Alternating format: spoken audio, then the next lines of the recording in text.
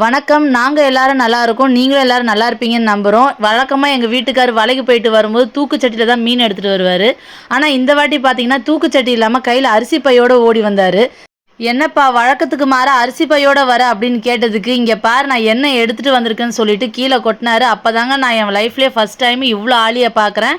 ஆனா எனக்கு கல்யாணம் ஆனதுலேருந்து இவங்க ஆழி கொண்டு வராங்க. ஆனா இந்த அளவுக்கு நெறைய கொண்டு வந்தது கிடையாது. நான் பார்த்த வரைக்கும் கொஞ்சமா ஒரு 1 கிலோ, 2 கிலோ அந்த அளவுக்கு தான் பார்த்துருக்கேன். இப்பதான் நான் ஃபர்ஸ்ட் டைம் இவ்ளோ ஆழி பார்க்குறேன்.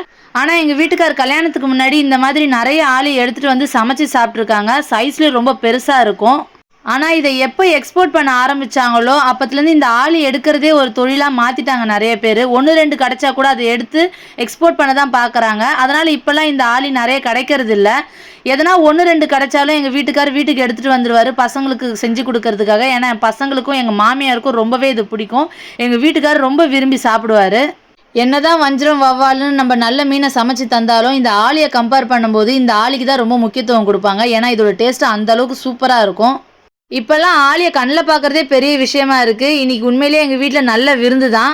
ஏற்கனவே சொன்ன மாதிரி நானும் இப்ப தான் ஃபர்ஸ்ட் டைம் இவ்ளோ ஆளிய பார்க்குறேன். ஆளி இப்படி தான் வந்து புடிச்சுக்கிட்டு இருக்கும். ஒவ்வொரு பொருள சார்ந்து தான் ஆளி ஒட்டிக்கிட்டு இருக்கும்.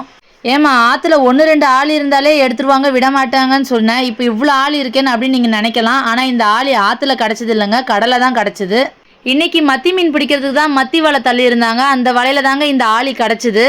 நாங்க இருக்கிற பகுதியில கடலோரத்துல நெறைய சவுக்கு மரம் இருக்கு. மழை டைம்ல புயல் வரும் நேரத்துல வந்து இந்த மண் அரிப்பு ஏற்பட்டு கடலோரத்துல இருக்கிற சவுக்கு மரம்லாம் கடலுக்கு அடிச்சுட்டு போயிடும். அப்படி அடிச்சுட்டு போற மரங்க பச்சை மரமா இருக்கிறதால கடல்லே ரொம்ப நாள் தங்கி அங்கேயே மக்கவும் செய்யுது.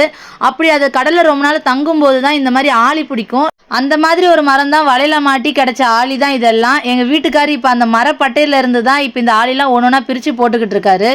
ஆனா இன்னைக்கு இந்த மரம் மாட்டின வலை ரொம்பவே டேமேஜ் ஆயிடுச்சு. வலை டேமேஜ் ஆயிடுச்சுன்னு சொல்லிட்டு வருத்தப்படுறதா, இல்ல ஆழி கிடைச்சதுன்னு சந்தோஷப்படுறதான்னு தெரியல. இந்த ஆழில நெறைய மண் இருந்தது. அதனால ஒரு 6 வாட்டி வரைக்குமே நல்லா அலசி எடுத்துட்டோம். பாருங்க நல்லா கிளீனா எந்த அளவுக்கு நம்மளால அலச முடியுமோ அந்த அளவுக்கு அலசி எடுத்துட்டோம். எதுக்காக முன்னாடியே இத்தனை வாட்டி அலசுறோம்னா, இத கிளீன் பண்ணிட்டு வேக வச்சதுக்கு அப்புறமா நம்ம இத கிளீன் பண்ணக்கூடாது. மறுபடியும் அலசக்கூடாது. அதுக்காக தான் முன்னாடியே நல்லா எத்தனை முறை அலச முடியுமோ அத்தனை வாட்டி அலசிட்டோம். பாருங்க இத கிளீன் பண்ண பண்ண அதோட கலர் எவ்ளோ சூப்பரா இருக்குன்னு. மயில் தோகை மாரியே இருக்கும் இதோட கலர். அதான் எனக்கு இதுல ரொம்பவே பிடிக்கும் பார்க்க. இன்னைக்கு கிடைச்ச ஆளி இது மட்டும் இல்லங்க. ரொம்ப நெறையவே ஆளி கிடைச்சது. வலைக்கு வந்தவங்க எல்லாம் ஆளு கொஞ்சம் கொஞ்சம் எடுத்துட்டு போனாங்க. அது மட்டும் இல்லாம, இப்ப நம்ம கிளீன் பண்றோம் பார்த்தீங்களா, இதே அளவுக்கான ஆளி போட்லயும் இருக்கு. அத வச்சு நான் இன்னொரு ரெசிபி பண்ணி உங்களுக்கு காட்டுறேன் நானு. இன்னைக்கு இத நாங்க வேக வச்சு தான் சாப்பிட போறோம். எங்க வீட்ல இருக்கிறவங்களுக்கு இத வேக வச்சு சாப்பிட ரொம்பவே பிடிக்கும். அதனால இப்ப இருக்க ஆளி எல்லாத்தையுமே நான் வேக வைக்க போறேன்.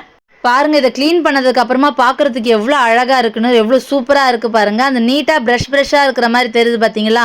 அதெல்லாம் வந்து இந்த ஆளி வந்து அந்த மரப்பட்டையில புடிச்சுக்கிட்டு இருக்கிறதுக்கான அதோட உறுப்பு தான். அதுலயும் கொஞ்சம் சதை இருக்கும். அத எடுக்க முடியாது. அதனால அத வேக வச்சதுக்கு அப்புறம் தான் அத ரிமூவ் பண்ண முடியும். ஆளி ரொம்ப நெறைய இருக்குன்றதால நான் 2 பெரிய பாத்திரத்துல தனித்தனியா போட்டு வேக வைக்க போறேன். என் பையன் தான் எனக்கு ஹெல்ப் பண்ணிக்கிட்டு இருக்கான்.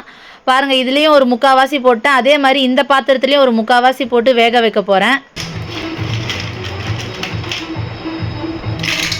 இத வேக வைக்கிறதுக்காக பெருசா எதுவும் சேர்க்க தேவையில்ல. கொஞ்சமா மஞ்சள் தூளும், கொஞ்சமா உப்பும் போட்டுட்டு கம்மியான அளவு தண்ணி வச்சாலே போதும். அதே மாதிரி வேகறதுக்கு ரொம்ப நேரம்லாம் ஆகாது. ரொம்ப சீக்கிரமாவே வெந்துரும்.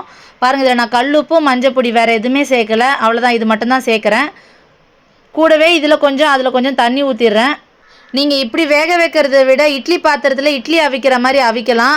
அது இன்னும் டேஸ்ட்டாவும் இருக்கும், உடம்புக்கும் நல்லது. ஆனா நான் ஏன் இப்படி வேக வைக்கிறேன்னா, என்ட்ட இவ்ளோ பெரிய இட்லி பாத்திரம் கிடையாது. அதனால நான் இந்த மாதிரி வேக வைக்கிறேன். பாருங்க இதுலயும் 3/4 வாசி தான் போட்டிருக்கேன். இதுலயும் 3/4 வாசி தான் போட்டிருக்கேன். இப்ப இத மூடி ஒரு 10லிருந்து 15 நிமிஷம் தான் வேக வைக்க போறேன். அதிகமா கிடையாது. அதுக்குள்ளே சீக்கிரமா வெந்துரும்.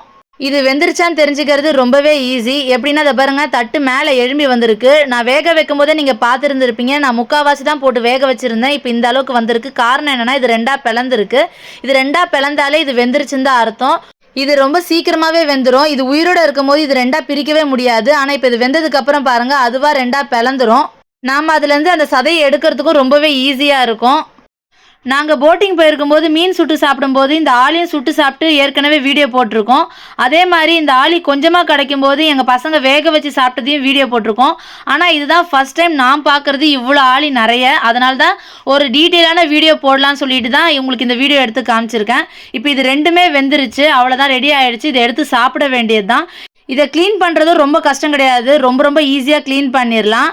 இப்போ எங்கள் வீட்டுக்கார் இதை எப்படி க்ளீன் பண்ணி சாப்பிட்றாருன்னு பார்க்கலாம் வாங்க. இவர் கூட சேர்ந்து வீடியோ எடுக்கிறதுக்குள்ளே எனக்கு போதும் போதும்னு ஆயிடுச்சு. க்ளீன் பண்ணுறதை சரியாக காட்டுப்பான்னா கடகடன் க்ளீன் பண்ணிவிட்டு எடுத்து வாய்க்குள்ளே போட்டுக்கிட்டே இருந்தார். சரியாக என்னால் வீடியோவே எடுக்க முடியல. என்னால் முடிஞ்ச அளவுக்கு எடுத்திருக்கேன் பாருங்கள். இப்போ அதோட வயிற்று பகுதியில் கொஞ்சம் கழிவு மாதிரி இருக்கும், அதை எடுத்துடணும். அதே மாதிரி நான் ஸ்டார்டிங்கில் காமிச்சேன் பார்த்தீங்களா, ஒரு ப்ரஷ் மாதிரி அது கூட இருந்ததுன்னு, அதையும் எடுத்துடணும். இது 2 மட்டும் எடுத்துட்டாலே போதும், எடுத்து சாப்பிட்றலாம். பாருங்கள், இது அப்படி தான் ஒட்டிக்கிட்டு இருக்கும் அந்த சிப்பியோட. ஆனால் இந்த ஆளியை வந்து ஃபாரினர்ஸ் சாப்பிட்றதெல்லாம் நான் வீடியோவில் பார்த்துருக்கேன். ஆனால் இந்த மாதிரி எதையும் எடுக்க மாட்டாங்க. ஆனால் நம்மளுக்கு அது பழக்கம் கிடையாது. நாங்கள் இது எல்லாத்தையும் எடுத்துகிட்டு தான் சாப்பிடுவோம். அது எப்படி சாப்பிட்றாங்கன்னு யாருனாக்கு தெரிஞ்சால் கொஞ்சம் கமெண்ட்ஸில் சொல்லுங்கள். இல்லை முன்னாடியே அதை எடுத்துருவாங்களா, இல்லைனா எதனா வச்சு கக்க வச்சுருவாங்களா? ஒரு சில மீனில் பால் ஊற்றினா அதில் இருக்க கழிவுலாம் கக்கிடும் சொல்லுவாங்க பார்த்தீங்களா, அந்த மாதிரி எதனா பண்ணுவாங்களான்னு எனக்கு தெரியல. ஆனால் நாங்கள் இப்படி தான் சாப்பிடுவோம். தெரிஞ்சவங்க கமெண்ட்ஸில் சொல்லுங்கள். பாருங்கள், எங்கள் வீட்டுக்காரர் என்ஜாய் பண்ணி அதை எடுத்து சாப்பிட்டுக்கிட்டு இருக்காரு. கடல் தொழில் பண்ணுறவங்களுக்கு எது எப்போ கிடைக்கும்னு தெரியாது. ஒரு நாள் நண்டு கிடைக்கும், ஒரு நாள் எறா கிடைக்கும், ஒரு நாள் மீன் கிடைக்கும். இன்றைக்கி எங்களுக்கு ஆளி கிடச்சிருக்கு. இந்த ஆளியை நாங்கள் குடும்பத்தோடு என்ஜாய் பண்ணி சாப்பிட போகிறோம். இந்த ஆளியை நீங்கள் வேறு எப்படியெல்லாம் செஞ்சு சாப்பிடுங்கன்னு சொல்லிட்டு கீழே கமெண்ட் செக்ஷனில் சொல்லுங்கள். இந்த வீடியோ உங்களுக்கு பிடிச்சிருக்குன்னு நம்புகிறேன். இந்த வீடியோ உங்களுக்கு பிடிச்சிருந்தா லைக் பண்ணுங்கள், ஷேர் பண்ணுங்கள், சப்ஸ்கிரைப் பண்ணுங்கள். மறக்காமல் பக்கத்தில் இருக்க பெல் ஐக்கானையும் கிளிக் பண்ணுங்கள். இதே மாதிரி நிறைய புது புது இன்ட்ரெஸ்டிங்கான அடுத்தடுத்த வீடியோக்கெல்லாம் பார்க்கலாம். ஓகே, பாய்.